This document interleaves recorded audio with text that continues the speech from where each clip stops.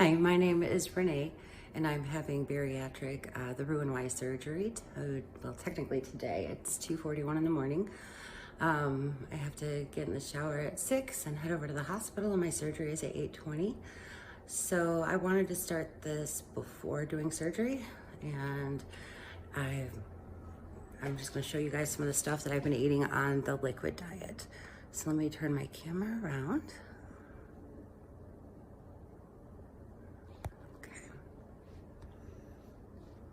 So on the 10-day liquid diet for drinking, you're supposed to have 64 ounces of water a day.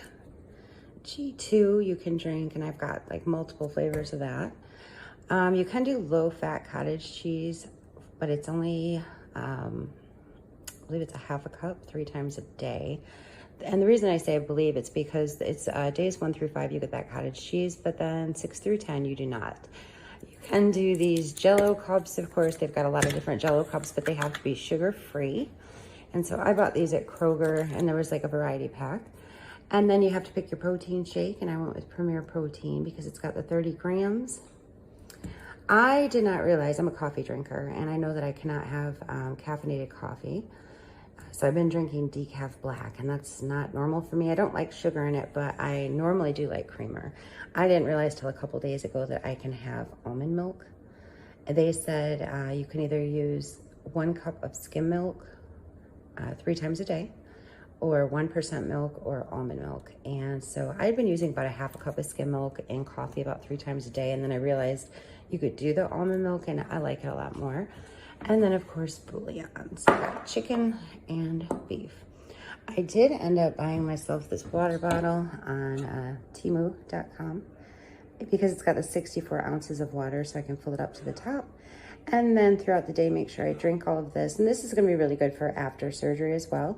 And I really like on the other side, they've got times and little motivational quotes that you should drink like between 7 a.m. and 9 a.m. that much. And it's got these cute quotes. But that's been really helpful because then I know I'm getting my 64 ounces of water a day. And I have been drinking a lot of Crystal Light as well. So if you have any questions on the pre-op diet, feel free to put a comment in. It has definitely been rough. Okay, so back to me. Yeah, like I was saying, the pre-op diet's been really, really rough. I feel like I'm starving. It wasn't so bad when I can have like the half a cup of cottage cheese 3 times a day as like a dairy. They say milk, yogurt, or cottage cheese. But on day 6, when they took that away, I've been starving. So I know all the doctors do the diets different. I've heard of people doing like 3-month diets, but my doctor just did like the 10-day liquid diet, go have surgery. And then I know I'll be on a liquid diet for a little bit after. And like we'll discuss like how they're moving it up from there. But anyway, my starting weight, I believe, was 207. I think it's 276. I will correct myself. I'll put something on the top of the screen if I'm wrong. But I believe it was 276 pounds. I'm 5'8". And after doing the liquid diet for 7 days, I'm down 12 pounds. I'm stunned. I had no idea. I didn't really feel like I'd lost any weight. But anyway, I've been considering it for about 2 years now, doing the Roux and I'm excited about tomorrow, but then of course I'm nervous.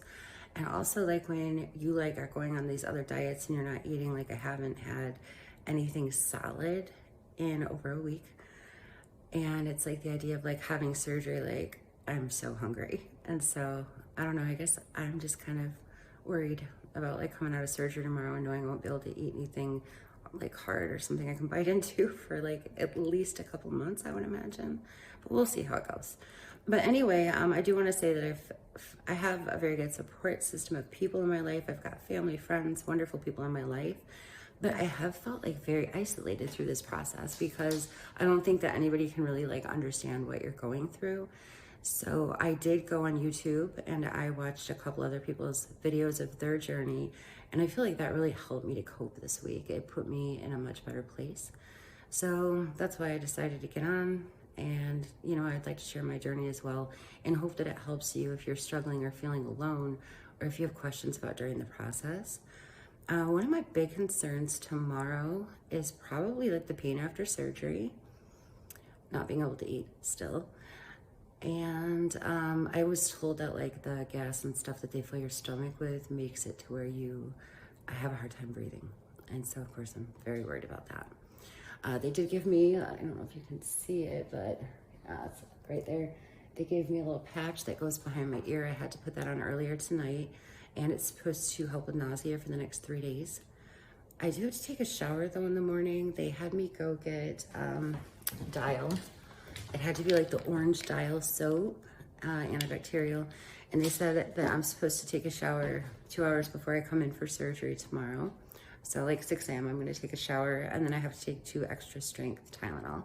But I'm hoping that this patch stays on in the shower. I guess we'll see what happens. And I guess that's really, really about it. I think like this was a process I had thought on for a while. I had to go through the psychiatric evaluation and, meet with a dietitian / nutritionist. Like, you get a team when you do this.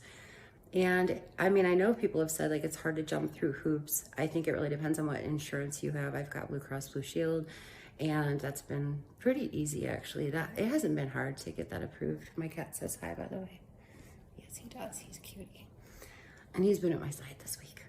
But yeah, so I mean, it does depend on what insurance you get. Like everyone's different. I know that there are some insurance plans that make you do like Weight Watchers or Jenny Craig or like so many diets.